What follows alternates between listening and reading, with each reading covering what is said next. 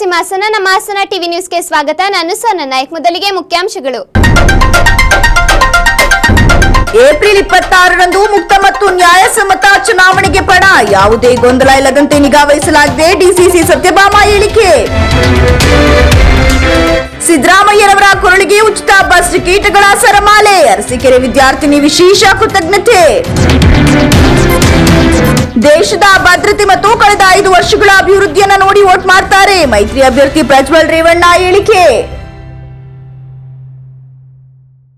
April 26ರಂದು ನಡೆಯಲಿರುವ ಲೋಕಸಭಾ ಚುನಾವಣೆಯ ಮತದಾನಕ್ಕೆ ಮುಕ್ತ ಮತ್ತು ನ್ಯಾಯಯುತವಾಗಿ ನಡೆಯುವಂತೆ ಅಗತ್ಯ ಇರುವ ಎಲ್ಲಾ ಮುಂಜಾಗ್ರತಾ ಕ್ರಮಗಳನ್ನು ಕೈಗೊಳ್ಳಲಾಗಿದೆ ಎಂದು ಹಾಸನ ಜಿಲ್ಲಾಧಿಕಾರಿ ಹಾಗೂ ಜಿಲ್ಲಾ ಚುನಾವಣಾ ಅಧಿಕಾರಿ ಸಿ ಸತ್ಯಭಾಮ ತಿಳಿಸಿದರು. ನಗರದ ಜಿಲ್ಲಾ ಪಂಚಾಯತ್ ಹೇಮಾವತಿ ಸಭಾಂಗಣದಲ್ಲಿ ಮಾಧ್ಯಮಕ್ಕೆ ಮಾಹಿತಿ ನೀಡಿದ ಅವರು, ಹಾಸನ ಲೋಕಸಭಾ ಕ್ಷೇತ್ರದಾದ್ಯಂತ ಶುಕ್ರವಾರದಂದು ಬೆಳಗ್ಗೆ 7 ಗಂಟೆಯಿಂದ ಸಂಜೆ 6ರವರೆಗೆ ಮತದಾನ ನಡೆಯಲಿದ್ದು, ಮತಗಟ್ಟೆಗಳಿಗೆ ಅಗತ್ಯ ಇರುವ ಎಲ್ಲಾ ಮೂಲಭೂತ ಸೌಕರ್ಯಗಳನ್ನು ಕಲ್ಪಿಸಲು ಸಿದ್ಧತೆ ಮಾಡಲಾಗಿದೆ. ವಿಶೇಷ ಚೇತನರು ಮತ್ತು ಹಿರಿಯ ನಾಗರಿಕರಿಗೆ ಏರ್ ರೈಲಿಂಗ್ಸ್ ಮತ್ತು ಗಾಲಿ ಕುರ್ಚಿ, ಬ್ರೈಲ್ ಲಿಪಿಗಳನ್ನು ಒಳಗೊಂಡು ಇವಿಎಂ ಸಂಕೇತ ಫಲಕ, ಶೌಚಾಲಯ ವ್ಯವಸ್ಥೆ, ಸಾರಿಗೆ ವ್ಯವಸ್ಥೆ, ಉಚಿತ ಸಾರಿಗೆ ವ್ಯವಸ್ಥೆ ಕಲ್ಪಿಸಲಾಗಿದ್ದು, ಚುನಾವಣಾ ಕರ್ತವ್ಯಕ್ಕೆ ಎನ್ಎಸ್ಎಸ್ ಹಾಗೂ ಸ್ಕೌಟ್ಸ್ ಮತ್ತು ಗೈಡ್ಸ್ ಸ್ವಯಂ ಸೇವಕರನ್ನು ಬಳಸಿಕೊಳ್ಳಲಾಗುವುದು ಅಂತ ಹೇಳಿದ್ರು. ಇದೇ ರೀತಿ ಬೈಕ್ ರ್ಯಾಲಿ, ಸೈಕಲ್ ರ್ಯಾಲಿ, ಮಾನವ ಸರಪಳಿ, ಕಾಲ್ನಡಿಗೆ ಜಾಥಾ, ಪಂಚಿನ ಮೆರವಣಿಗೆ, ಕರಪತ್ರಗಳ ವಿತರಣೆ, ಬ್ಯಾನರ್, ಪೋಸ್ಟರ್ ಮತ್ತು ವರ್ಡಿಂಗ್ಸ್ ಗಳನ್ನು ಅಳವಡಿಸಲಾಗುವುದು. ಜಿಲ್ಲೆಯ ಎಲ್ಲಾ ಬಸ್ ನಿಲ್ದಾಣಗಳಲ್ಲಿ ಜಿಂಗಲ್ಸ್ ಗಳನ್ನು ಅಳವಡಿಸಲಾಗಿದ್ದು, ಸಾಮಾಜಿಕ ಮಾಧ್ಯಮಗಳ ಮೂಲಕ ಜಿಲ್ಲೆಯ ಮತದಾರರಲ್ಲಿ ಜಾಗೃತಿ ಮೂಡಿಸಲಾಗುತ್ತದೆ. ಜೊತೆಗೆ ಕಾಡಾನೆ ಹಾವಳಿ ಹೆಚ್ಚಾಗಿರುವ ಹಾಸನ ಜಿಲ್ಲೆಯ ಮಲೆನಾಡು ಭಾಗದಲ್ಲಿ ಈಗಾಗಲೇ ಉಪಟಳ ನೀಡುತ್ತಿದ್ದ 2 ಕಾಡಾನೆಗಳನ್ನು ಸೆರೆ ಹಿಡಿಯಲಾಗಿದೆ. ಜೊತೆಗೆ ಅರಣ್ಯ ಇಲಾಖೆ ಸಿಬ್ಬಂದಿಗಳ ಮೂಲಕ ಕಾಡಾನೆಗಳ ಚಲನವಲನದ ಬಗ್ಗೆ ಮಾಹಿತಿ ನೀಡಲಾಗುವುದು ಅಂತ ಹೇಳಿದ್ರು. ನೆರಳಿನ ವ್ಯವಸ್ಥೆ ಕೂಡ ಒದಗಿಸಿ ಕೊಟ್ಟಿರುತ್ತೆ. ಸೊ ಅಂದ್ರೆ ನಾವು ಬಿಸಿಲಲ್ಲಿ ಹೋಗ್ಬೇಕು ಬೇಡ ಅಂತ ಡಿಸೈಡ್ ಮಾಡೋದು ಬೇಡ, ಯಾಕೆಂದ್ರೆ ಬಿಸಿಲಿಲ್ಲದೆ ನೆರಳಿನ ವ್ಯವಸ್ಥೆ ಕೂಡ ಒದಗಿಸಲಾಗುತ್ತೆ. ಎಲ್ಲ ಮತ್ತೆ ORS ಅಂತ ಅಂದ್ಬಿಟ್ಟು ಎಲ್ಲ ಇರುತ್ತೆ. ಫಸ್ಟ್ ಏಡ್ ಕಿಟ್ ಕೂಡ ಅಲ್ಲಿ ಕೊಡ್ತೀವಿ. ಎಲ್ಲ ಅಗತ್ಯ ಮುಂಜಾಗ್ರತೆ ಕ್ರಮಗಳು. ಒಬ್ಬ ವೋಟರು ತನ್ನ ಮನೆಯಿಂದ ಆಚೆ ಬಂದು ಮತಗಟ್ಟೆಯಲ್ಲಿ ಇದ್ ಮಾಡ್ಬೇಕು ಅಂದ್ರೆ ಎಲ್ಲ ಸುಸಜ್ಜಿತವಾದಂತಹ ಒಂದು ವ್ಯವಸ್ಥೆಯನ್ನ ನಾವು ಮಾಡಿರ್ತೀವಿ. ಸೊ ಮತದಾರನ್ಗೆ ಏನ್ ಕೇಳೋದು ಅಂದ್ರೆ, ನೀವು ಹೊರಗಡೆ ಬಂದು ಬೂತ್ ವರ್ಗು ಬಂದು ಬೂತ್ ಒಳಗೆ ಹೋಗಿ ವೋಟ್ ಮಾಡಿ ಅಂತಂದ್ಬಿಟ್ಟು ನಾವು ಕೇಳ್ತಾ ಇರೋದು. ಯಾಕೆಂದ್ರೆ ನಮ್ದು ಟರ್ನ್ ಔಟ್ ಹಿಂದೆ ನಾವು ಹೇಳಿದಂತೆ 77% ಅಂಡ್ ಚೇಂಜ್ ಇತ್ತು. ಈ ಬಾರಿ 80 ಕ್ರಾಸ್ ಆಗಿ ಮೇಡಮ್ ಹೇಳ್ತಾ ಇದ್ದಾರೆ, ಸಿಇಒ ಅವರು 80 ಕ್ರಾಸ್ ಆಗುತ್ತೆ ಅಂತಂದ್ಬಿಟ್ಟು ಹೇಳಿದ್ದಾರೆ. 80 ಅಲ್ಲ, ನಾನು ಕೇಳ್ತಾ ಇರೋದು ತಮ್ಮ ಮೂಲಕ ಮತದಾರರ ಪಟ್ಟಿಯಲ್ಲಿರುವಂತ ಜಿಲ್ಲಾ ಪೊಲೀಸ್ ವರಿಷ್ಠಾಧಿಕಾರಿ ಮೊಹಮ್ಮದ್ ಸುಜೀತಾ ಅವರು ಮಾತನಾಡಿ, ಯಾರು ರೌಡಿ ಶೀಟರ್ ಇದ್ದಾರೆ ಅವರಲ್ಲಿ 55 ಜನರನ್ನ ಗಡೀಪಾರು ಮಾಡಿಸಲಾಗಿದೆ. ಸೆಪ್ಟೆಂಬರ್ ತಿಂಗಳಿನಿಂದ ಇಲ್ಲಿಯವರೆಗೂ 5 ಜನರ ಮೇಲೆ ಗೂಂಡಾ ಕಾಯ್ದೆಯನ್ನ ಜಾರಿಗೊಳಿಸಲಾಗಿದೆ. ಯಾರು ಚುನಾವಣೆ ಬಹಿಷ್ಕಾರ ಹಾಕಿದ್ದಾರೆ ಅಂತಹ ಗ್ರಾಮಗಳಿಗೆ ವಿವಿಧ ಇಲಾಖೆ ಅಧಿಕಾರಿಗಳು ಹೋಗಿ ಅವರ ತೊಂದರೆ ಬಗ್ಗೆ ಚರ್ಚಿಸಿ ಮನವರಿಕೆ ಮಾಡಲಾಗಿದೆ ಅಂತ ಹೇಳಿದ್ರು. ಜಿಲ್ಲೆಯಲ್ಲಿ ಶಾಂತಿಯುತ ಮತದಾನ ನಡೆಯಲು ಎಲ್ಲಾ ರೀತಿಯ ಅಗತ್ಯ ಕ್ರಮ ಕೈಗೊಳ್ಳಲಾಗಿದೆ ಅಂತ ಹೇಳಿದ್ರು.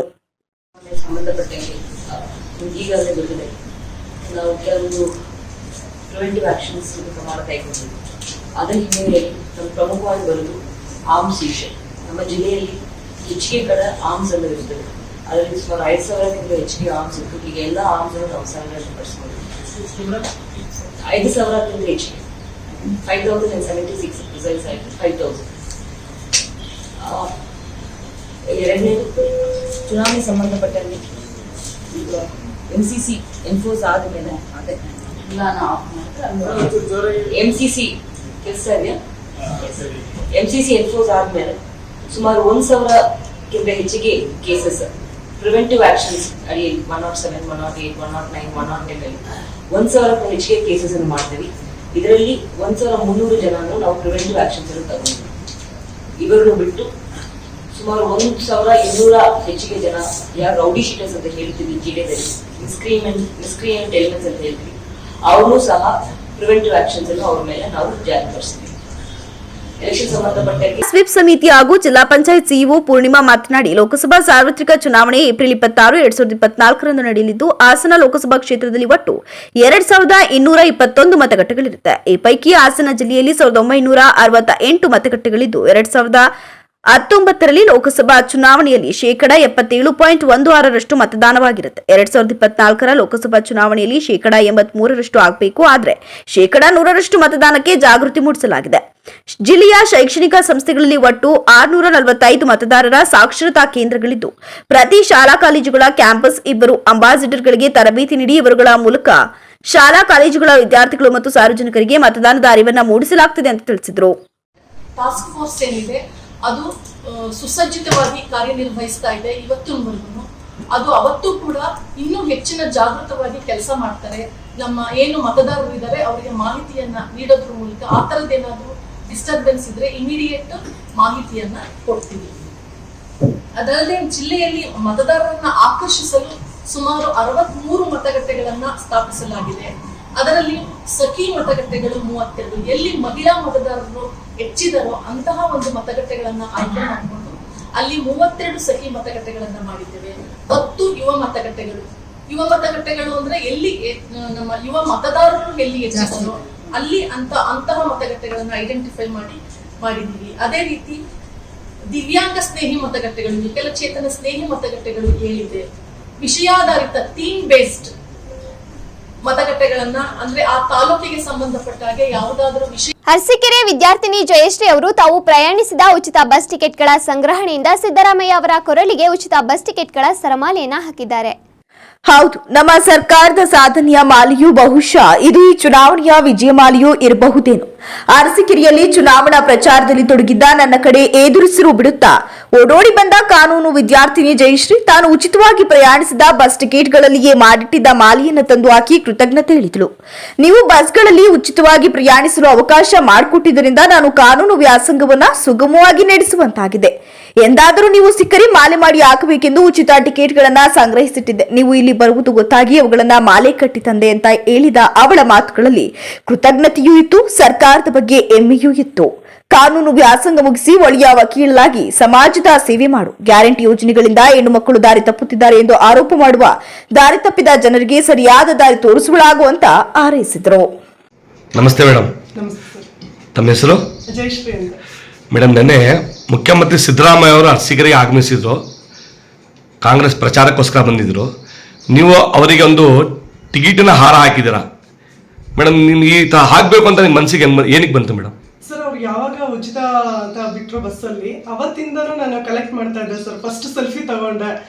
ಫಸ್ಟ್ ಬಸ್ಸಲ್ಲಿ ನಾನು ಫ್ರೀಯಾಗಿ ಓಡಾಡ್ತೀನಿ ಅಂದ್ಬಿಟ್ಟು, ಯಾಕಂದ್ರೆ ಇಲ್ಲಿವರೆಗೂ ನಾನು ಗೌರ್ಮೆಂಟಿಂದ ₹1 ಫ್ರೀಯಾಗಿ ತಗೊಂಡಿಲ್ಲ. ಬಟ್ ಆ ಒಂದು ಖುಷಿಗೆ ನಾನು ಅದನ್ನ ಕಲೆಕ್ಟ್ ಮಾಡ್ತಾ ಬಂದೆ. ಬಟ್ ಅವತ್ತು ನನ್ನ ಮನಸ್ಸಲ್ಲಿತ್ತು ಸರ್, ಇದನ್ನ ಸರ್ರಿ ಕೊಟ್ಬಿಟ್ಟು ನಾನು ಒಂದು ವೋಟ್ ಆಫ್ ಥ್ಯಾಂಕ್ಸ್ ಹೇಳಲೇಬೇಕು ಅಂತ ನನ್ನ ಮನಸ್ಸಲ್ಲಿತ್ತು. ಆಮೇಲೆ ನನಗೆ ಮೊನ್ನೆ ಅಚಾನಕ್ ಗೊತ್ತಾಯ್ತು ಸರ್ ಇಲ್ಲಿಗೆ ಬರ್ತಾ ಇದ್ದಾರೆ ಅರಸೀಕೆರೆಗೆ ಅಂತಂದ್ಬಿಟ್ಟು. ಇದೇ ತರ ನಾನು ಟಿಕೆಟ್ಸ್ನ ಕೊಟ್ರೆ ಯಾವ ತರ ಒಂದು CM-ಗೆ ಗೌರವ ಪೂರ್ವಕ ಕೊಡ್ಬೇಕು ಅಲ್ವಾ. ಆ ಒಂದು ಥಾಟಲ್ಲಿ ಏನಾದ್ರು ಒಂದು ಕ್ರಿಯೇಟಿವ್ ಆಗಿ ಮಾಡೋಣ ಅಂದ್ಬಿಟ್ಟು ಹಾರ ಮಾಡೋಣ ಅಂತ ಮನೆಯವ್ರಿಗೆಲ್ಲ ಹೇಳಿದೆ. ಸರಿ ಮಾಡು ಜಯಶ್ರೀ, ನಿನ್ಗೆ ಯಾವ ತರ ಇಷ್ಟ ಇದೆ ಅವ್ರಿಗೊಂದು ಸಲ್ಸು ಗೌರವನ ಅಂತ ಹೇಳಿದ್ರು. ಸರ್ ಮನೆಯವರು ಸಪೋರ್ಟ್ ಮಾಡಿದ್ರು. ಒಂದು ಹಾರ ಆಯ್ತು. ಬಟ್ ತುಂಬಾ ಭಯ ಆಯ್ತು ಸರ್. CM ಸರ್ಗೆ ಒಂದು ಹಾರ ಹಾಕ್ಬೇಕು ಅಂತಂದಾಗ ಯಾರ್ಯಾರು ಯಾವ್ಯಾವ್ದೋ ಹಾರ ಇಟ್ಕೊಂಡು ಕಾಯ್ತಿರ್ತಾರೆ. ಬಟ್ ಈ ಹಾರಕ್ಕೆ ನನಗೆ ಥ್ಯಾಂಕ್ಸ್ ಹೇಳ್ಬೇಕು. ಬಟ್ ಅವ್ರು ಮಾಡಿರೋ ಯೋಜನೆಯಿಂದಾನೇ ಅವ್ರಿಗೆ ಥ್ಯಾಂಕ್ಸ್ ಹೇಳಿದ್ರೆ ಒಂದು ಖುಷಿ ಆಗುತ್ತೆ ಅನ್ನೋ ಕಾರಣಕ್ಕೆ ನಾನು ಮಾಡಿದೆ ಸರ್. ಆಮೇಲೆ ನಿಮಗೆ ಇದಕ್ಕೆ ಪ್ರೋತ್ಸಾಹ ಯಾರು ಕೊಟ್ಟರು ಮೇಡಮ್? ಪ್ರೋತ್ಸಾಹ ನಮ್ಮ ಮನೆಯವರ ಸರ್. ಯಾಕಂದ್ರೆ ವಿಭವ್ ಆಮೇಲೆ ನಮ್ಮ ಮನೆಯವ್ರು ನಾನು ಮಾಡಾದ್ಮೇಲೆ ವಿಭವ್ ಬಂದ್ರು. ವಿಭವ್ ಮತ್ತೆ ಸಂತೋಷನ ನೋಡಪ್ಪ ಹಿಂಗ್ ಮಾಡ್ಬೇಕು ಅಂತ ಜಸ್ಟ್ ಒಂದು ಜೋಡಿಸಿದ್ದನ್ನ ತೋರಿಸ್ದೆ ಅವ್ನಿಗೆ ಟಿಕೆಟ್ ಇಂದು. ಅಕ್ಕ ಮಾಡಿ ನೀವು ಚೆನ್ನಾಗಿದೆ ಅಂತ ಹೇಳ್ದ. ಸೊ ನಮ್ಮ ಮನೆಯವ್ರು ಬಿಟ್ಟ ಹುಡುಗ ಹೇಳಿದಾಗ ನನಗೆ ತುಂಬಾ ಖುಷಿ ಆಯ್ತು. ನಮ್ಮ ಆಂಟಿ ಮಕ್ಕಳು ಎಲ್ಲರೂ ಹೇಳಿದ್ರು. ಆಮೇಲೆ ಅಲ್ಲಿ ನನಗೆ ಫಸ್ಟ್ ಗೊತ್ತಿರಲಿಲ್ಲ ಸರ್ ಅವ್ರ ಹೆಸರುಗಳೇನು ಅಂತ. ಎಲ್ಲರೂ ಸಪೋರ್ಟ್ ಮಾಡಿದ್ರು, ನಿನ್ ತಂಗಿ ಇದ್ದಂಗೆ ಅಂತ. ಆಮೇಲೆ ಗೊತ್ತಾಯ್ತು ಅವ್ರ ಹೆಸರಿಗೋಸ್ಕರ ಅಂತ. ಆಮೇಲೆ ಇನ್ನೊಬ್ರು ಸರ್ ಇದ್ರು, ಅವ್ರು ತಡಿಯಪ್ಪ ನೀನ್ ಇಷ್ಟೊಂದು ಪ್ರೀತಿಯಿಂದ ಅಭಿಮಾನಿಯಿಂದ ಅವ್ನು ತಗೊಂಡ್ ಬಂದಿದ್ಯಾ ಅಂತಂದ್ರೆ ನಾವು ಖಂಡಿತ ಇದನ್ನ ಸರಿಗೆ ತಲುಪಿಸ್ತೀವಿ ಅಂತ ಹೇಳಿದ್ರು. ಅದನ್ನ ನನ್ಗೆ ಕೊಡೋದಕ್ಕೆ ಅವರು ಸಹಾಯ ಮಾಡಿದ್ರಲ್ಲ ಸರ್. ಆಮೇಲೆ ಅವ್ರ ಕಡೆಯವ್ರು ಕೂಡ ಸಹಾಯ ಮಾಡಿದ್ರು. ಪರಿಸರ ರಕ್ಷಣಾ ವೇದಿಕೆ ಅವರು ಕೂಡ ಸಹಾಯ ಮಾಡಿದ್ರು ಸರ್. Very thankful sir. ಆ ಸಂದರ್ಭದಲ್ಲಿ ಅವರೆಲ್ಲ ಅಲ್ಲಿ ಇದ್ದಿದ್ದಕ್ಕೆ ನಾನು ಅಷ್ಟು ಹತ್ರ ಹೋಗಿ CM ಸರಿ ಕಾಣ್ಲಿಕ್ಕೆ ಆಯ್ತು. ಮನೆಯಿಂದ ಹೋಗ್ಬೇಕಾದ್ರೆ ನನಗೆ ಯಾರು ಸಪೋರ್ಟಿವ್ ಇರಲಿಲ್ಲ ಸರ್. ಬಟ್ ವಿಭಾವ್ ಮಾತ್ರ ಹೇಳಿದ ಅಕ್ಕ ನೀವು PP ಸರ್ಕಲ್ಗೆ ಬಂದ್ಬಿಡಿ ಅಂತ ನಮ್ಮ ಅಣ್ಣ ಕರ್ಕೊಂಡು ಹೋದ್ರು ಸರ್. ಅಣ್ಣ ತಮ್ಮ ಎಲ್ಲರ ಕಡೆಯಿಂದ ನಾನು ಇವತ್ತು CM ಸರ್ಗೆ ಒಂದು ಧನ್ಯವಾದನ ಎಲ್ಲಾ ಮಹಿಳೆಯರ ಪರವಾಗಿ. ಯಾಕಂದ್ರೆ ನಾನು ಓಡಾಡ್ಬೇಕಾದ್ರೆ ಕೆಲವೊಂದು ಅಜ್ಜಿಗಳು ಹೇಳ್ತಾ ಇದ್ರು, ಮಂತ್ಲಿ ಚೆಕಪ್ ಅಂತಂದ್ರೆ ನಮ್ಮ ಮನೆಯವರು ಬಿಡ್ತಾ ಇರ್ಲಲ್ಲಪ್ಪ, ಯಾಕಂದ್ರೆ ದುಡ್ಡು ಕೊಡ್ಬೇಕು, ಡಾಕ್ಟ್ರಿಗೂ ದುಡ್ಡು ಕೊಡ್ಬೇಕು. ಇವಾಗ ನಾವೇ ಖುದ್ದಾಗಿ ಹೋಗ್ತಾ ಇದೀವಿ. 10 ಜನ ನಾವು ಕಣ್ಣಿಗೆ ಡ್ರಾಪ್ಸ್ ಹಾಕೊಂಡ್ ಬರ್ತಾ ಇದ್ವಿ. ಕಲಬುರ್ಗಿಲಿ ನಾನು ಹೋದಾಗಿ ಮಾತು ಹೇಳಿದ್ದು. ಆಮೇಲೆ ಒಬ್ರು ಸ್ಟೂಡೆಂಟು ಹೇಳಿದ್ರು ಸರ್, ತುಂಬಾ ಹೆಲ್ಪ್ ಆಗ್ತಿದೆ ಅಂತ. ವರ್ಕಿಂಗ್ ವುಮೆನ್ ನಮಗೆ ಬರ್ತಿದ್ದೆ 8,000 ರೂಪಾಯಿ ಜಸ್ಟ್, ಅದ್ರಲ್ಲಿ 1,500 ರೂಪಾಯಿ ನಾವು ಬಸ್ಸಿಗೆ ಕೊಡ್ತಾ ಇದ್ವಿ. ಅದು ಕೂಡ ನಮಗೆ ಉಳಿದಿದೆ, ನಮ್ಮ ಮಕ್ಕಳು ವಿದ್ಯಾಭ್ಯಾಸಕ್ಕೆ ಆಗ್ತಿದೆ ಅಂತ. ಬೆಳಗ್ಗೆನೂ ನಮ್ಮ Kodimatha sir college sir phone ಮಾಡಿದ್ರು. ಜಸ್ಟ್ ನೆನ್ನೆನೂ ಒಬ್ರು ಹೇಳಿದ್ರು ಅವ್ರ ಮಕ್ಕಳು ವಿದ್ಯಾಭ್ಯಾಸಕ್ಕೆ ಸಹಾಯ ಆಗ್ತಾ ಇದೆ CM ಸಿದ್ದರಾಮಯ್ಯ ಅವ್ರು ಮಾಡಿರೋ ಯೋಜನೆಗಳಿಂದ ಅಂತ. ಎಲ್ಲಾ ಕಡೆನೂ ನೀನು ವೋಟ್ ಆಫ್ ಥ್ಯಾಂಕ್ಸ್ ಹೇಳ್ದ ಜಯಶ್ರೀ, ಗ್ರೇಟ್ ಅಂತ ಹೇಳಿದ್ರು ಸರ್. ಏನೋ ನಾನು ಚಿಕ್ಕ ಸಹಾಯ ಮಾಡಿದ್ರೆ ನನಗೆ ಖುಷಿ ಆಯ್ತು. ಸಿದ್ದರಾಮಯ್ಯ ಇದು ನೋಡಿದ್ರ, ಮುಖ್ಯಮಂತ್ರಿ ಸಿದ್ದರಾಮಯ್ಯ ಅವರಿಗೆ ನೋಡಿದ್ರ ನಿಮ್ಗೆ ಹೆಂಗ ಅನಿಸ್ತೆ ಮೇಡಮ್? ಹಾರ್ಟ್ಲಿ ಸರ್, ನಾನು ಎಷ್ಟು ನನ್ನ ಕಣ್ಮುಂದೆ ಇದ್ರು ಅಂದ್ರೆ ಅವ್ರ ಕೈ ಹಿಡ್ಕೊಂಡ್ರು ಥ್ಯಾಂಕ್ಸ್ ಅಂತ ನನಗೆ ಹೇಳಿದ್ರು ಅವ್ರ ವ್ಯಕ್ತಿ. ಸರ್ ದೊಡ್ಡ ವ್ಯಕ್ತಿಗಳು ಅದಕ್ಕೆ ಸರ್ ಆಗಿರೋದು ಅವ್ರ CM. ತುಂಬಾ ಅವರು ನ್ಯಾಚುರಲ್ ಆಗಿದ್ರು, ಆಮೇಲೆ ಎಷ್ಟು ನಗುಮುಖ ಹಸನ್ಮುಖಿಯಾಗಿ ಎಷ್ಟೋ ವರ್ಷದಿಂದ ಗೊತ್ತೇನೋ ಅವರು ನಾನು ಮೀಟ್ ಮಾಡ್ತಿದ್ದೀನಿ ಅಂತ ಅನ್ನೋ ಭಾವನೆ ನನಗೆ ಬಂತು ಸರ್. ಆಮೇಲೆ ಸಿದ್ದರಾಮಯ್ಯ ಅವ್ರು ನಿಮ್ಗೆ ಏನಂದ್ರು ಮೇಡಮ್? ಒಳ್ಳೇದಾಗ್ಲಿ ಕಣಪ್ಪ ಅಂತ ಹೇಳಿದ್ರು, ಇದರಿಂದ ಯೂಸ್ ಆಗ್ತಿದೆಯಾ ಅಂತಂದ್ರು. ಖಂಡಿತ ಸರ್ ಆಗ್ತಾ ಇದೆ, ಇದೇ ತರ ಯೋಜನೆ ಮಾಡಿ ಅಂತಾನು ಹೇಳಿದೆ, ಇನ್ನೂ ಒಳ್ಳೊಳ್ಳೆ ಯೋಜನೆಗಳು ಮಾಡಿ ಅಂತಾನು ಅಂದೆ. ನೀನು ಓದಿ ಒಳ್ಳೇದಾಗ್ಲಿ ಅಂತಾನು ಹೇಳಿದ್ರು ಸರ್. ಒಳ್ಳೆ ವಕೀಲ ಆಗಿ ಫಸ್ಟ್ ಆಫ್ ಆಲ್ ಬೇಸಿಕಲಿ ನಾನು LLB ಮಾಡ್ತಾ ಇದ್ದೀನಿ, ಫಸ್ಟ್ ಸೆಮ್ ಬರ್ದಿದ್ದೀನಿ. ಅವರು ಒಳ್ಳೆ ಲಾಯರ್ ಆಗು ಅಂತ ಹೇಳಿದ್ದಾರೆ ಸರ್. ಖಂಡಿತ ನಾನು ಆಗ್ತೀನಿ, ಆ ಉದ್ದೇಶದಿಂದ ನಾನು ಓದ್ತಾ ಇದ್ದೀನಿ. ಸಿದ್ದರಾಮಯ್ಯ ಏನ್ ಹೇಳಕ್ ಇಷ್ಟಪಡ್ತೀರಾ ಮೇಡಮ್? ಸಿದ್ದರಾಮಯ್ಯ ಸರ್, ನೀವು ಇರಬೇಕು ಇನ್ನು ನಮ್ಮ ಕರ್ನಾಟಕದಲ್ಲಿ, ಒಳ್ಳೊಳ್ಳೆ ಇದನ್ನು ಮಾಡಿ. ಎಲ್ಲರೂ ಹೇಳ್ಬೋದು ಏನೇನೋ ಮಾಡಿದ್ರು ಅಂತ, ಬಟ್ ಫಲಾನುಭವಿಗಳ ಹತ್ರ ನಿಮ್ಮ ಹತ್ರ ಹೇಳ್ದಲೇ ಇರ್ಬೋದು, ನಾವು ಜನಸಾಮಾನ್ಯರು ನಮ್ಮ ಹತ್ರ ಎಲ್ಲರೂ ಹೇಳ್ಕೊಂಡಿದ್ದಾರೆ. ಯಾಕಂದ್ರೆ ನಾವು ಬಸ್ಸಲ್ಲಿ ಓಡಾಡ್ತಿದೀವಲ್ವಾ ಸರ್, ತುಂಬಾ ಹೆಮ್ಮೆ ಇದೆ ಸರ್. ಎಲ್ಲರೂ ನಾನು ವಿಶ್ ಮಾಡಿದ್ದೀನಿ, ನಮ್ಮ ಅಮ್ಮನೂ ವಿಶ್ ಮಾಡಿದ್ದಾರೆ. ಸಿದ್ದರಾಮಯ್ಯ ಸರ್ಗೆ ಒಳ್ಳೇದಾಗ್ಲಿ, ಫ್ರೀ ಆಗಿ ಬಿಟ್ಟಿದ್ದಾರೆ. ಎಷ್ಟೋ ಪುಣ್ಯ ಕ್ಷೇತ್ರಗಳ ದರ್ಶನವನ್ನು ಕೂಡ ಮಾಡಿದೀವಿ. ಆ ಟಿಕೆಟಿನಾರ ಅವ್ರಿಗೆ ಸಲ್ಲಿದೆ ಸರ್. ಆಮೇಲೆ ಸಿದ್ದರಾಮಯ್ಯ ಅವರು ಸ್ವಂತ ತಮ್ಮ ಪೇಜಲ್ಲೂ ಬೇರೆ ಹಾಕೊಂಡಿದ್ದಾರೆ ವರ್ಷಿಗೆ ಒಂದು ಹುಡುಗಿ ಹತ್ರ ಮಾಡಿದಂತ, ಅದ್ರ ಬಗ್ಗೆ ಏನ್ ಹೇಳ್ತೀರಾ ಮೇಡಮ್? ಹೌದು, ಅದು ಖುಷಿ ಆಯ್ತು ಸರ್. ಅವರು ನನಗೆ ಗೊತ್ತಿಲ್ಲ ಸರ್, ನಾನು ಯಾಕಂದ್ರೆ ನಾನು ತುಂಬಾ ಇನ್ಸ್ಟಾಗ್ರಾಮ್ ಮೀಡಿಯಾದಲ್ಲೆಲ್ಲ ಇಲ್ಲ. ನಮ್ಮ ಅಣ್ಣ ತಮ್ಮ ತೋರಿಸಿದ್ರು, ಅದನ್ನ ನೋಡಿದಾಗ ಅವ್ರ ಮುಖದಲ್ಲಿ ಖುಷಿ ನೋಡಿದ್ನಲ್ಲ ಸರ್, ಅದು ನನಗೆ ತುಂಬಾ ಎಷ್ಟು ವ್ಯಾಲ್ಯೂಬಲ್ ಅಂತ ಅರ್ಥ ಆಯ್ತು ಸರ್. ತುಂಬಾ ಥ್ಯಾಂಕ್ಸ್.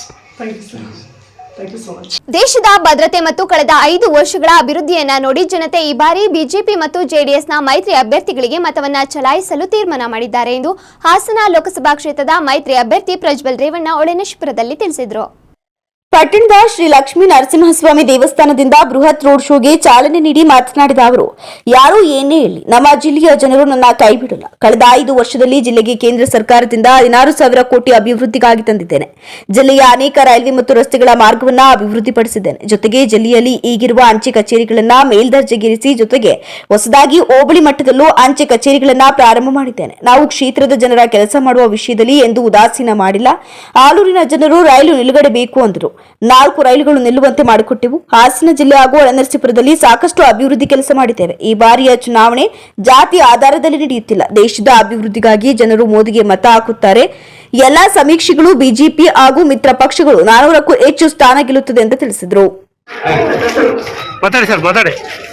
ಇವತ್ತು ನಮ್ಮ ಒಳನರಸೀಪುರ ಟೌನ್ ಅಲ್ಲಿ ಏನು ಕ್ಯಾನ್ವಾಸ್ ಮಾಡ್ತಾ ಇದೀವಿ, ಈ ಕ್ಯಾನ್ವಾಸ್ ಇವತ್ತು ಮಾಡ್ತಾ ಇರೋ ಉದ್ದೇಶ, ಇವತ್ತು ಏಪ್ರಿಲ್ 26ನೇ ತಾರೀಕಿನ ಚುನಾವಣೆ ನಡೀತಾ ಇದೆ. ಏಪ್ರಿಲ್ 26ನೇ ತಾರೀಕು ನಾನು ಟೌನ್ ವ್ಯಾಪ್ತಿಯಲ್ಲಿ ಯಾವುದೇ ರೀತಿ ಕ್ಯಾನ್ವಾಸ್ ಮಾಡಿರಲಿಲ್ಲ. ಅದಕ್ಕಾಗಿ ಇವತ್ತೊಂದು ದಿನ ಪೂರ್ತಿ ನನ್ನ ಟೌನ್ಗೆ ಇಟ್ಟು ನನ್ನ ಹುಟ್ಟೂರಾದಂಥ ಒಳನರಸೀಪುರದಲ್ಲಿ ಇವತ್ತೆಲ್ಲ ಕಡೆನೂ ಹೋಗಿ ಕ್ಯಾನ್ವಾಸ್ ಮಾಡಿ ಹಿರಿಯ ತಂದೆ ತಾಯಂದಿರ ಆಶೀರ್ವಾದ ಪಡೆಯೋ ಮುಖಾಂತರ ಇವತ್ತು ನಾನು ಯಾಕೆ ಮತ ಕೇಳ್ತಾ ಇದ್ದೀನಿ ಅಂದ್ರೆ, ಇವತ್ತು ನಾನು ಸಮಗ್ರವಾಗಿ 5 ವರ್ಷದಲ್ಲಿ ಏನೇನು ಅಭಿವೃದ್ಧಿ ಮಾಡಿದ್ದೀನಿ, ಆ ಅಭಿವೃದ್ಧಿ ಮುಖಾಂತರ ನಾವು ಮತ ಕೇಳೋಂಥ ಕೆಲಸನ ಮಾಡ್ತಾ ಇದ್ದೀವಿ. ನಾವೆಲ್ಲೋ ಒಂದ್ ಕಡೆ ಸುಮ್ಮನೆ ಓಟ್ ಕೊಡಿ ಅಂತ ಎಲ್ಲೂ ಹೇಳ್ಕೊಂಡು ಹೋಗ್ತಾ ಇಲ್ಲ. ನಾವು ಮಾಡಿರೋಂಥ ಕೆಲ್ಸಗಳನ್ನ ಇವತ್ತು ಇಡೀ ಜಿಲ್ಲಾದ್ಯಂತ ಇವತ್ತು ಏನೇನು ಕೆಲ್ಸಗಳು ಮಾಡಿದೀವಿ, ಸುಮಾರು 16,500 ಕೋಟಿ ರೂಪಾಯಿ ಅನುದಾನ ತಂದಿದ್ದೀವಿ. ಅದಲ್ದೇನೆ ಇವತ್ತು ನಾವು ಒಂದೊಂದಾಗಿ ಹೇಳ್ಬೇಕು ಅಂದ್ರೆ, ಇವತ್ತು ನಾವು ಒಂದೊಂದಾಗಿ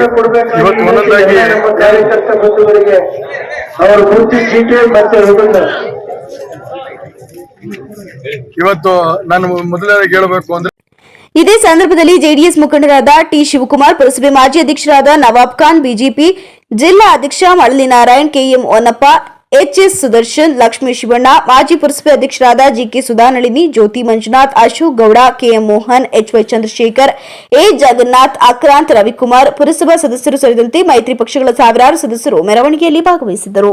ಬೇಲೂರು ತಾಲೂಕಿನ ನರಸಾಪುರ ಬೋವಿ ಕಾಲೋನಿಯಲ್ಲಿ ಕುಡಿಯುವ ನೀರಿಲ್ಲದೆ ಗ್ರಾಮಸ್ಥರ ಪರದಾಟ ಹೆಚ್ಚಾಗಿದ್ದು, ರಾಜನ ಸೀರೂರು ಗ್ರಾಮ ಪಂಚಾಯಿತಿ ಅಧ್ಯಕ್ಷರು ಹಾಗೂ ಪಿಡಿಒ ವಿರುದ್ಧ ಜನರು ಆಕ್ರೋಶ ಹೊರಹಾಕಿದ್ರು. ತಾಲೂಕಿನ ಹಳೆಬೀಡು ಹೋಬಳಿ ರಾಜನ ಶಿರಿಯೂರು ಗ್ರಾಮ ಪಂಚಾಯಿತಿ ವ್ಯಾಪ್ತಿಯ ಬೋವಿ ಕಾಲೋನಿ ಗ್ರಾಮದಲ್ಲಿ ಕಳೆದ 10 ದಿನಗಳಿಂದ ಕುಡಿಯುವ ನೀರಿಲ್ಲದೆ ಗ್ರಾಮಸ್ಥರು ಪರದಾಡುವಂತಾಗಿದೆ. ಗ್ರಾಮದ ಬೋರ್ವೆಲ್ಗಳು ದುರಸ್ತಿಗೆ ಬಂದಿದ್ದು ರಿಪೇರಿ ಮಾಡಿ ನೀರು ಸರಬರಾಜು ಮಾಡುವಂತೆ ಒತ್ತಾಯಿಸಿದ್ದರು. ಗ್ರಾಮ ಪಂಚಾಯಿತಿ ಅಧ್ಯಕ್ಷರು ಹಾಗೂ ಪಿಡಿಒ ಗಮನ ಹರಿಸುತ್ತಿಲ್ಲ. ಬರಗಾಲದಿಂದಾಗಿ ಕೆರೆ ಕಟ್ಟೆಗಳು ಬತ್ತಿ ಹೋಗಿದ್ದು ಕುಡಿಯುವ ನೀರಿಲ್ಲದೆ ದನಕರುಗಳಿಗೂ ತೊಂದರೆಯಾಗಿದೆ. ಗ್ರಾಮದಲ್ಲಿ ಸುಮಾರು 300 ಕುಟುಂಬಗಳು ವಾಸವಿದ್ದು ಕುಡಿಯುವ ನೀರಿಲ್ಲದೆ ಕಳೆದ 2-3 ದಿನಗಳ ಹಿಂದೆ ಸುರಿದ ಮಳೆಯ ನೀರನ್ನ ಕುಡಿದು ಜೀವನ ಮಾಡುವ ಪರಿಸ್ಥಿತಿ ನಿರ್ಮಾಣವಾಗಿದೆ. ನೀರಿನ ಸಮಸ್ಯೆಯನ್ನ ಪಿಡಿಒ ಗಮನಕ್ಕೆ ತಂದರೂ ಗ್ರಾಮ ಪಂಚಾಯಿತಿಯಲ್ಲಿ ಬೋರ್ವೆಲ್ಗಳನ್ನು ದುರಸ್ತಿ ಮಾಡಲು ಹಣವಿಲ್ಲ ಅಂತ ಪಿಡಿಒ ಉಡಾಫಿ ಉತ್ತರ ನೀಡುತ್ತಾರೆ. ತಾತ್ಕಾಲಿಕವಾಗಿ ಸಮಾಜ ಕಲ್ಯಾಣ ಇಲಾಖೆಗೆ ಸೇರಿದ ಬೋರ್ವೆಲ್ನಲ್ಲಿ ನೀರು ನೀಡಲಾಗಿದ್ದು ತಕ್ಷಣ ಅಧಿಕಾರಿಗಳು ಗ್ರಾಮಕ್ಕೆ ಭೇಟಿ ನೀಡಿ ಕುಡಿಯುವ ನೀರಿನ ಸಮಸ್ಯೆಯನ್ನ ಸರಿಪಡಿಸದಿದ್ದರೆ ತಾಲೂಕು ಪಂಚಾಯಿತಿ ಮುಂಭಾಗ ಪ್ರತಿಭಟನೆ ನಡೆಸಲಾಗುವುದು ಅಂತ ಗ್ರಾಮ ಪಂಚಾಯಿತಿ ಸದಸ್ಯ ವೆಂಕಟೇಶ್ ಹಾಗೂ ಗ್ರಾಮಸ್ಥರು ಎಚ್ಚರಿಕೆ ನೀಡಿದ್ದಾರೆ. ನೀರಿಲ್ಲ, ನಮ್ಗೆ ನೀರಿಗೆ ಬಾರಿ ಸಮಸ್ಯೆ ಆಗಿದೆ. ಮಕ್ಕಳು ಮರೆಲ್ಲ ಅಳಿತಾ ಇದ್ವಿ, ಮಳೆ ನೀರು ಕುಡಿತಾ ಇದ್ವಿ. 10 ದಿವಸ ಆಯ್ತು ನೀರು ಬಿಟ್ಟು. ಊಟ ಇಲ್ದೇಲಿ ಏನಿಲ್ದೇಲಿ ಮಂಗಿದ್ವಿ ಹಂಗೆ ಕೆಲವು ಜನಗಳು ನೀರಿಲ್ದೇಲಿ. ಅಧ್ಯಕ್ಷರಿ ನಮ್ಮ ಮಾತು ಕೇಳಲ್ಲ, ಅವರನ್ನೇ ನಾಯಕ ಯಾರು ಬಂದಿರ ಸಮಸ್ಯೆ ಪುರ ರಾಜೇಂದ್ರ ಪಂಚಾಯತಿ ಸುಮಾರು ಒಂದು 10 ದಿನದಿಂದ ನೀರಿಲ್ಲ. ಕೇಳಿದ್ರೆ ಪಿ ಡಿ ಅವರು ದುಡ್ಡಿಲ್ಲ, ನಾವೇನ್ ಮಾಡೋಂತ ಅವ್ರು ಹೇಳ್ತಾರೆ. ಇಡೀ ಒಂದು 10 ದಿನದಿಂದ ನೀರೇ ಇಲ್ಲ. ಭಾರಿ ತೊಂದರೆ ಐತೆ. ಮೊನ್ನೆ ಮಳೆ ಬಂದಿದ್ದು ಮೊನ್ನೆ ಮಳೆ ಬಂದು ನೀರು ಅದೇ ನೀರು ಇಟ್ಕೊಂಡು ಕುಡ್ದಾರೆ. ಇವತ್ತು ತಾತ್ಕಾಲಿಕ ಎಲ್ಲ ನೀರಿದೆ, ಇವ್ರು ಯಾರು ರಿಪೇರಿ ಮಾಡಿ ಕೊಡ್ತಾ ಇಲ್ಲ. ಅಧಿಕಾರಿಗಳು ಹೇಳಿದ್ರು ಯಾರು ತಲೆಗೆ ಹಾಕೊಂತ ಇಲ್ಲ. ಆ ತರ ಪ್ರಾಬ್ಲಮ್ ಐತೆ ಇಲ್ಲಿ. ತಾತ್ಕಾಲಿಕ ನಮ್ಮ ಹಾಸ್ಟೆಲ್ ಬೋರ್ ಸ್ಟಾರ್ಟ್ ಮಾಡಿಬಿಟ್ಟು ಇದೇ ಸಂದರ್ಭದಲ್ಲಿ ಸೊಲ್ಲಾಪುರ ಬೋವಿ ಯಲ್ಲಣ್ಣ, ಶಿವಣ್ಣ, ವೆಂಕಟೇಶ್, ರಾಜು, ಬೋವಿ ಗುರುಬಮ್ಮ, ಗೌರಮ್ಮ, ಚೌಡಮ್ಮ, ಸುಮಿತ್ರಾ, ಲಕ್ಷ್ಮಮ್ಮ ಇತರರು ನೀರಿನ ಸಮಸ್ಯೆ ಸರಿಪಡಿಸುವಂತೆ ಒತ್ತಾಯಿಸಿದ್ದಾರೆ. ಎಂಪಿರವರ ಚುನಾವಣಾ ನಿಧಿ ಸಂಗ್ರಹಣೆಗಾಗಿ ಅಕ್ರಮವಾಗಿ ಹಣ ಸಂಗ್ರಹಿಸಿರುವ ಭ್ರಷ್ಟ ಅಧಿಕಾರಿಗಳ ವಿರುದ್ಧ ಕ್ರಮ ಕೈಗೊಳ್ಳುವಂತೆ ರಾಜ್ಯ ಸರ್ಕಾರಕ್ಕೆ ಒತ್ತಾಯಿಸುವುದಾಗಿ ಒಳನೇಶ್ಪುರ ಆರ್ ಮೋಹನ್ ತಿಳಿಸಿದರು. ಪತ್ರಿಕಾಗೋಷ್ಠಿಯಲ್ಲಿ ಮಂಗಳವಾರ ಮಾತನಾಡಿ, ಮುಖ್ಯ ಇಂಜಿನಿಯರ್ ಹೇಮಾವತಿ ಯೋಜನಾ ವಲಯ ಕಚೇರಿ ಗೊರೂರು ವ್ಯಾಪ್ತಿಯಲ್ಲಿ ಎಂಪಿರವರ ಚುನಾವಣಾ ನಿಧಿ ಸಂಗ್ರಹಣೆಗಾಗಿ ಅಕ್ರಮವಾಗಿ ಹಣ ಸಂಗ್ರಹಿಸಿರುವ ಬಗ್ಗೆ ಖಚಿತ ಮೂಲ ದಾಖಲಾತಿಗಳೊಂದಿಗೆ ಪ್ರಸ್ತುತಪಡಿಸುತ್ತಿದ್ದು, ಈ ವಿಷಯದ ಕುರಿತು ಕರ್ನಾಟಕ ಸರ್ಕಾರದ ಮುಖ್ಯಮಂತ್ರಿ ಸಿದ್ದರಾಮಯ್ಯರವರಿಗೆ, ಮಾನ್ಯ ಉಪಮುಖ್ಯಮಂತ್ರಿ ಡಿಕೆ ಶಿವಕುಮಾರ್ ಅವರಿಗೆ ಹಾಗೂ ಜಿಲ್ಲಾ ಉಸ್ತುವಾರಿ ಮಂತ್ರಿಗಳಾದ ರಾಜಣ್ಣರವರಿಗೆ ಒತ್ತಾಯಿಸುತ್ತೇವೆ. ತಪ್ಪಿತಸ್ಥ ಅಧಿಕಾರಿಗಳ ವಿರುದ್ಧ ಶಿಸ್ತು ಕ್ರಮ ಕೈಗೊಳ್ಳಬೇಕೆಂದು ಆಗ್ರಹಿಸುತ್ತೇವೆ. ಹೇಮಾವತಿ ಬಲ ಮೇಲ್ದಂಡೆ ವಿಭಾಗ ಕಚೇರಿ ವ್ಯಾಪ್ತಿಯ ದೊಡ್ಡ ಕಾಡನೂರು ಉಪವಿಭಾಗದಲ್ಲಿ 2023 ಅಕ್ಟೋಬರ್ 20 ರಿಂದ 2023 ನವೆಂಬರ್ 2 ಸಪ್ಲೈಯಿಂಗ್ ಆಫ್ ಸವಡಿ 54 ಜನ ಮತ್ತು ಸಪ್ಲೈಯಿಂಗ್ ಆಫ್ ಗೇಜ್ ರೀಡರ್ ಒಬ್ಬ ಕೆಲಸಗಾರರ 14 ದಿವಸಗಳ ವೇತನವನ್ನು ಗುತ್ತಿಗೆದಾರ ವರದರವರ ಹೆಸರಿನಲ್ಲಿ ಒಟ್ಟು 5,28,618 ರೂಪಾಯಿಗಳನ್ನು ಗುತ್ತಿಗೆದಾರರ ಖಾತೆಗೆ ಜಮಾ ಮಾಡಿಕೊಂಡಿರುತ್ತಾರೆ. ಆದರೆ 14 ದಿವಸಗಳಿಗೆ 5,28,618 ರೂಪಾಯಿಗಳಂತೆ ಪ್ರತಿ ಮಾಹೆ 28 ದಿವಸಗಳಿಗೆ 10,57,236 ರೂಪಾಯಿಗಳಿಗೂ ಹೆಚ್ಚು ಹಣವನ್ನು ದೊಡ್ಡ ಕಾಡನೂರು ಒಂದು ಉಪವಿಭಾಗದಲ್ಲಿ ನಿರ್ವಹಿಸುವುದಾದರೆ ಇತರೆ ಉಪವಿಭಾಗಗಳು ಮತ್ತು ವಿಭಾಗ ಕಚೇರಿಗಳಿಂದ ಸರ್ಕಾರಿ ಹಾಗೂ ಸಾರ್ವಜನಿಕರ ಕೋಟ್ಯಾಂತರ ರೂಪಾಯಿಗಳನ್ನು ಮುಖ್ಯ ಇಂಜಿನಿಯರ್ ಹೇಮಾವತಿ ಯೋಜನಾ ವಲಯ ಗೊರೂರು ಕಚೇರಿ ವ್ಯಾಪ್ತಿಯಲ್ಲಿ ದುರ್ಬಳಕೆ ಮಾಡಿಕೊಂಡಿರುವುದು ಕಚೇರಿ ಬಲ್ಲ ಮೂಲಗಳಿಂದ ದಾಖಲಾತಿ ಸಮೇತ ತಿಳಿದಿರುತ್ತದೆ ಅಂತ ಹೇಳಿದರು. ಸರ್ಕಾರಿ ಸ್ವಾಮ್ಯಕ್ಕೆ ಒಳಪಡುವ ಸರ್ಕಾರಿ ಕಚೇರಿ ಅಧಿಕಾರಿಗಳು ಮಾಡ್ತಿರುವಂತ ಭ್ರಷ್ಟಾಚಾರನ ಸರ್ಕಾರದ ಗಮನಕ್ಕೆ ಬಂದಿದೆಯೋ ಇಲ್ವೋ ನಮ್ಗೆ ಗೊತ್ತಿಲ್ಲ. ಅಥವಾ ಸರ್ಕಾರದ ಕುಮ್ಮಕ್ಕಿನಿಂದ, ಜನಪ್ರತಿನಿಧಿಗಳ ಕುಮ್ಮಕ್ಕಿನಿಂದಲೇ ಅಧಿಕಾರಿಗಳಿಂದ ತಪ್ಪು ಮಾಡಿಸ್ತಾ ಇದ್ದಾರ ಅನ್ನೋದ್ರ ಬಗ್ಗೆ ನಮಗೆ ಇವತ್ತಿನ ವಿಷಯ. ಈ ಹಿಂದೆ ನಾನು ಒಮ್ಮೆ ಜನವರಿ ತಿಂಗಳ ಪತ್ರಿಕಾಗೋಷ್ಠಿ ಮಾಡಿದ್ದೆ. ಹೇಮಾವತಿ ಇಲಾಖೆಯಲ್ಲಿ ಅತಿ ಹೆಚ್ಚು ಭ್ರಷ್ಟಾಚಾರ ಮಾಡಿ ಚುನಾವಣಾ MP ಲೋಕಸಭಾ ಸದಸ್ಯರ ಚುನಾವಣಾ ನಿಧಿಗಾಗಿ ಹಣ ಸಂಗ್ರಹಣೆ ಮಾಡ್ತಿದ್ದೆ ಅಂತ ಹೇಳ್ತಾರೆ. ಇಲ್ಲಿ ನಿಮಗೆ ಕೊಟ್ಟಿದ್ದೀನಿ ಪತ್ರಿಕೆ ಸ್ನೇಹಿತರಿಗೆಲ್ಲ. ಒಂದು ಉಪವಿಭಾಗದಲ್ಲಿ 10 ರಿಂದ 15 ಜನ AEE ಸೇರಿ ನೌಕರ ಸಿಬ್ಬಂದಿಗಳು ಇರ್ತಾರೆ. ಆದ್ರೆ 54 ಜನ ದಿವಸದಲ್ಲಿ ಬಿಲ್ ಮಾಡ್ತಾರೆ. 14 ದಿವಸಕ್ಕೆ ಕೇವಲ 14 ದಿವಸಕ್ಕೆ 5,28,618 ರೂಪಾಯಿ ಮಾಡ್ತಾರೆ. ಅಲ್ಲಿ 28 ದಿವಸಕ್ಕೆ 10 ಲಕ್ಷ ಚಿಲ್ಲರೆ ಆಗ್ತದೆ ಒಂದು ಸಬ್ ಡಿವಿಷನ್ ಅಲ್ಲಿ. ಹೇಮಾವತಿ ಯೋಜನಾ ವಲಯ ಕಚೇರಿ ವ್ಯಾಪ್ತಿಯಲ್ಲಿ 8 ಡಿವಿಷನ್ಗಳು ಬರ್ತವೆ, 2 ಸರ್ಕಲ್ಗಳು ಬರ್ತವೆ. ಆ 8 ಡಿವಿಷನ್ಗಳಲ್ಲಿ 4 5 ಸಬ್ ಡಿವಿಷನ್ಗಳು ಇರ್ತವೆ. ಪ್ರತಿ ಸಬ್ ಡಿವಿಷನ್ಗಳಲ್ಲೂ ಕೂಡ ಇದೇ ರೀತಿ ಕೊಟೇಶನ್ಗಳು ಮಾಡಿ ಸವರ್ಣೀಸ್ಗಳ ಹೆಸರಲ್ಲಿ ಬಿಲ್ ಮಾಡ್ತಾರೆ. ಇದನ್ನ ನಾನು ದಾಖಲೆ ಪಡೆದು ಮಾರ್ಚ್ 28ನೇ ತಾರೀಕು ಬಿಲ್ ಮಾಡ್ತಾರೆ, ಗುತ್ತಿಗೆದಾರನ ಹೆಸರಲ್ಲಿ ಹಣ ಸಂಗ್ರಹಣೆ ಮಾಡ್ತಾರೆ. ನಂತರ ನಾನು 1ನೇ ತಾರೀಕು ಕಚೇರಿಗೆ ಹಾಜರಾಗಿ AWN ಕೇಳಿದಾಗ ಅವರು ನೋವನ್ನ ತೋಡ್ಕೋತಾರೆ. ನಮ್ಮ ಕೈಲಿ ಎಷ್ಟು ಸಾಧ್ಯನೋ ಅಷ್ಟು ಮಾಡ್ಲಿಕ್ಕೆ ಸಾಧ್ಯ ನಾವು. ನಾನೊಬ್ಬ ಸಹಾಯಕ ಕಾರ್ಯಪಾಲಕ ಇಂಜಿನಿಯರು, ಮೇಲಾಧಿಕಾರಿಗಳು ಹೇಳಿದಾಗ ನಾವು ಮಾಡ್ಬೇಕಷ್ಟೇ ನಮ್ಮ ಕೆಲಸ ಅಂತ ಹೇಳ್ತಾರೆ. ಯಾಕೆ ಅಂತ ಕೇಳಿದಾಗ ಸರ್ಕಾರಿ ಆದೇಶ ಏನ್ ಮೇಲಾಧಿಕಾರಿ ಮಾಡ್ತಾರೆ ಮಾಡ್ಬೇಕಾಗ್ತದೆ. 35% ಹಣನ ಈ ಪತ್ರಿಕಾಗೋಷ್ಠಿಯಲ್ಲಿ ಪಾಪಣ್ಣಿ, ಬಾಬು ಇತರರು ಉಪಸ್ಥಿತರಿದ್ದರು. ಕೊನೆಯಲ್ಲಿ ಮತ್ತೊಮ್ಮೆ ಮುಖ್ಯಾಂಶಗಳು. ಏಪ್ರಿಲ್ 26ರಂದು ಮುಕ್ತ ಮತ್ತು ನ್ಯಾಯಸಮ್ಮತ ಚುನಾವಣೆಗೆ ಪಣ, ಯಾವುದೇ ಗೊಂದಲ ಇಲ್ಲದಂತೆ ನಿಗಾ ವಹಿಸಲಾಗಿದೆ. ಡಿಸಿಸಿ ಸತ್ಯಭಾಮ ಹೇಳಿಕೆ. ಸಿದ್ದರಾಮಯ್ಯರವರ ಕೊರಳಿಗೆ ಉಚಿತ ಬಸ್ ಟಿಕೆಟ್ಗಳ ಸರಮಾಲೆ, ಅರಸೀಕೆರೆ ವಿದ್ಯಾರ್ಥಿನಿ ವಿಶೇಷ ಕೃತಜ್ಞತೆ. ದೇಶದ ಭದ್ರತೆ ಮತ್ತು ಕಳೆದ 5 ವರ್ಷಗಳ ಅಭಿವೃದ್ಧಿಯನ್ನ ನೋಡಿ ವೋಟ್ ಮಾಡ್ತಾರೆ, ಮೈತ್ರಿ ಅಭ್ಯರ್ಥಿ ಪ್ರಜ್ವಲ್ ರೇವಣ್ಣ ಹೇಳಿಕೆ.